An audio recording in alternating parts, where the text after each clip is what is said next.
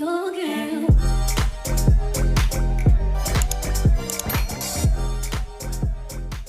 What's up, guys? It's your girl Ashley Janae with Rich. What's the deal? and we are back with another video on the Natrix channel where we evolve, grow, and blossom into better versions of ourselves. Today we're going to be talking about a very important topic, which is you can't help everybody that doesn't want to be helped. Sometimes our help is only hindering someone's personal development, character development more than we think it is actually helping them. It's not necessarily about quitting and giving up on people. It's about recognizing when we need to pull back and dial back in order for them to learn important lessons that are needed in this lifetime for them, right?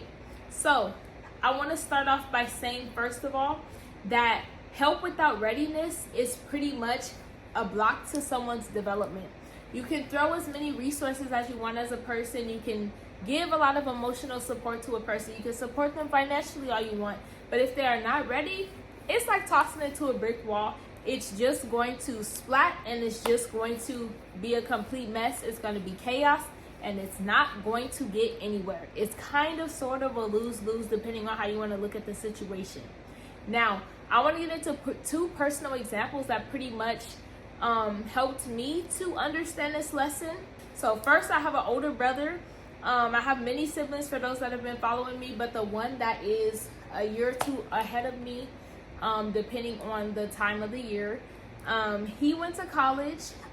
His first semester went really well. He was doing good. He started off fine. He had a roommate and everything that was kind of a little suspect, but whatever, right?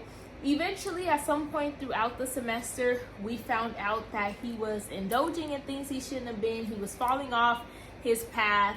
He was just going down a completely different route than he grew up, you know. And it was just a lot, right?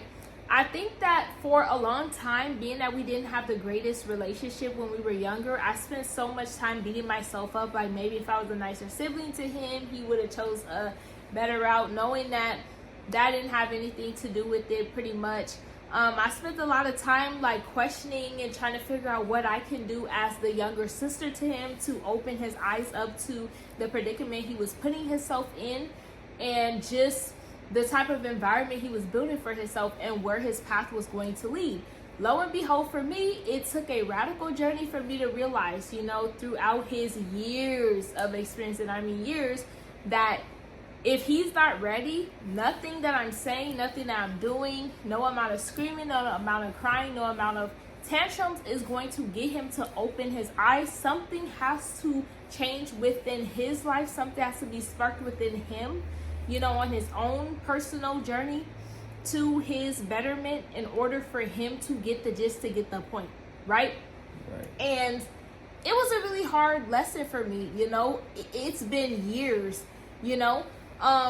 I would say that recently there was a really harsh ending to a certain situation in his life that really caused him to wake up, and it caused him to see like, wow, this whole situation that I was put in is just a whole complete mess. It's chaos. It's just something that he was better than, and it caused him to want to seek help and to get himself back on track. And that just goes to my point where it ties back into people have to go through something that is going to awaken something within them and get them to change. So the second thing that I want to talk about is my little brother. So as Anthony can attest to, I eventually took in my little brother. At some point, he was homeless due to a situation that took place. He was living in a trailer that was really low, ran down, didn't have, you know, a lot of important things in there that were needed for someone to live there. I think at some point after just kind of inquiring and realizing that he wasn't eating as much, I kind of got concerned, the big sister in me, and I decided to take him in. I was hesitant at first because I hear people's points of views of like taking on our responsibility, how it can kind of turn into something else and be a little more stressful, and I decided to do it. Yeah. So after taking him in, you know, I was helping him with resumes, just building things up. I was trying to be that motivator for him. I was kind of pretty much in his ear, like, you know, just annoying, like a little mama bear and stuff like that, right? I was making sure he was eating his vegetables and things like that. If he's watching this video, I know he's gonna be laughing about that. But yeah, it was just a really good time. I would say it was a little stressful, but it was also such a beautiful thing for me because it was something I never did before, especially being, you know, young and having my own stuff and stuff. I kind of felt a little accomplished being that I could bring him to an environment, because my whole point and goal was to show him that he could be just like me in the same situation I was in. He just had to apply himself a little more, right? I just felt like he was a little bit lost, and I feel like that was something that he saw in him as well. Yeah. And I just think, you know, eventually I started to realize that yes, I was being extra protective of him. Yes, I was doing a lot of, I got it for you, or come on, I can help, let me do this for you, let's figure it out, blah, blah, blah. But it wasn't really helping him because he didn't have to go through things the hard way. He didn't have to really research things on his own. He didn't really have to catch the train or the bus to places, because I was always right there trying to catch him when he fell, or trying to prevent such a hard outcome for him, or not wanting him to experience things the hard way because he didn't have to, you know, being that I'm in a situation where I don't have to right now. And I kind of feel like it hindered him a lot more than it helped. And then I'm pretty much gonna let him get into some explaining. Yeah, and I could tell that my words, whenever I did mentor him, he was actually paying attention. He was listening. I could tell he looked at me like a big brother, and it was an honor, you know, being able to work with him and guide him. I feel like he'll remember that for the rest of his life. We had fun, you know. It wasn't just all just strict, just boom, boom, boom. We gotta do this, we gotta do that, bro. Yeah. Like, we were actually having fun, you know. We would hop on the game. He went to the gym with us. He was in the gym working out. You know, it was complete self-development just for him. He started to see our program. He was on our program, and so you know, I feel like he enjoyed it. And we, you know, we offered what we could, you know, in regards to helping him. But at the end of the day, like he said, he has to want it in himself. Anybody who wants help, you could help them, but they have to want help themselves. They want to receive it, and you might not be able to offer all the help that they need, you know. Right. You might not know everything they need, you know, especially because we're busy people. We work, we have our own little things we do on the side, hobbies, whatever. So I feel like we did our part, and I know he appreciated it, because look at him now. Yes. He's in a better situation, you know. And I do want to add too, when I mentioned the stressful part, not in the sense of just, I mean, kind of, sort of, but it was like, to the point of, you know, I really wanted him to jump at every opportunity that came his way. I wanted him to develop certain levels of resiliency. I wanted him to develop this go-getter mentality. And I'm not saying that he didn't have it completely, but it was more so, okay, we're lighting a fire under that, and that's why you're really on top of it.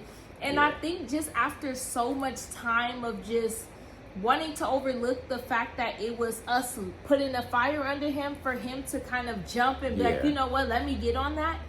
Once I kind of became more honest with myself, and he tried to tell me, but it was more like, no, you know, of course I'm biased because I'm my sibling.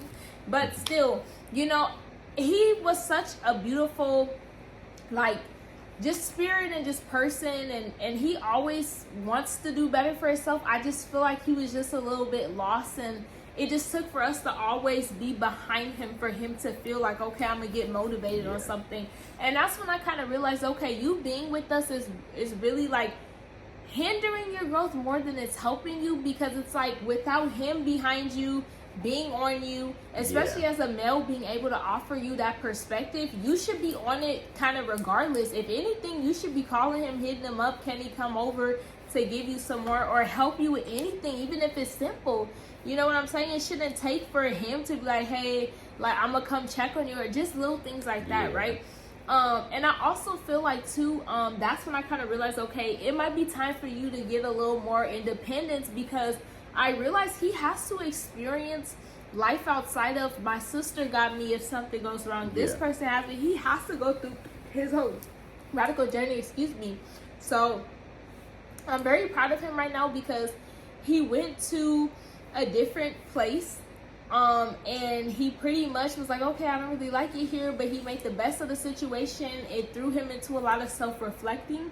And then he just kind of realized, you know, if I don't like the predicament that I'm in, I have to work hard. I have to get myself together.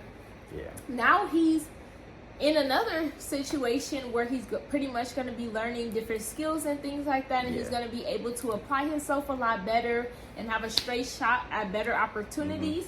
And I couldn't be more proud of him, you know. But again, that realization that took him to get to the point of, okay, I want to do better.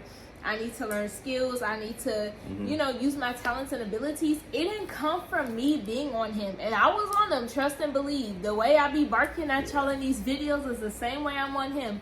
But it's more so of when I had to do the hard thing. I cried almost all these nights. He was like, girl, why are you crying? You know, but it was just, man, you know, he was like my kid. He was like, we were just like my little basically son trying to and show stuff. him, make sure he follows up, because we're not gonna do that. Everything. We'll start it off. We'll show you what to do, but you have to follow up. You have to finish it. But he had to be on his own in order to get that, because even though we would say that, if he slipped a little bit, I'm like, you know what I'm saying? He followed up though. He did. He went on his own. He did. Out of his comfort zone. Out of his comfort zone. Uncomfortable. Yes, Then for he sure. is on a timeline, a time frame, and he knew he had to follow up. When he was forced to follow up. Yeah, he knew he didn't have no more time, no more leeway, and no more backup. He didn't have us calling him like, "Are you gonna do that? Are you gonna do that? Are you gonna do that?"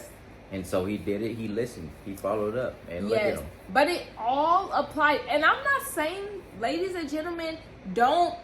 I'm not going to say preach, but that's a little funny thing that I like to say, because I feel like I preach personally. But I'm not saying that you can't drop gems and words of wisdom to those that need it. No, you definitely should. But what I'm saying is, don't apply those gems and words of wisdom too hard to someone that's not ready. If they're not ready, when you drop those gems and words of wisdom, it will click for them when it is necessary. They'll go, oh, I see why. It's just like when your parents was telling you about bills, turn off these lights, why you got this and that on because you running up my bill, and you was like, girl, get your old self on. You know, we thought they were exaggerating, and now that we're paying bills, we like, oh, I see why you were saying that, right? So it's kind of like it clicks when it is the right time, and sometimes you have to experience something on your own in order to get it. I'm a big advocate for knowing when to dial back and allowing people to have those lessons, because personally at a young age, I'm pretty wise in my opinion, and I'm so good at wanting to help people, you know, not go down that path. I'm like, you don't want to learn this lesson like I did, but sometimes that's what people need. Because it's just like when your parents are trying to always tell you, okay, don't do this because when I did this, blah, blah, blah, blah. And most of the times people are going to say, okay, but that was your experience. So you have to let people learn, and you can be there. You can be that emotional support system and everything after the fact, you know, and guide them through that experience, and this is why, blah, blah, blah. But sometimes you cannot always prevent that, and that's life, you know. But I want to say that some lessons only land through experience. Experience builds character development. It builds resiliency, which we talked about. It builds self-awareness. It builds accountability. It builds responsibility. And I think that overall, that's the most important aspect of it. You know, you have to allow people to walk their own paths. You can help, you can aid, throw the tools on their path for them to pick up, but don't take them off the path to try to hold their hand and walk them. You know, that's a completely different story. So anyways, that was part one of us sharing our experience and everything like that, with us not being able to help someone that wasn't ready to receive it at the time. And if you guys enjoyed this video, please like, share, comment, and subscribe. Until then, I'll see you on part 2. Mwah.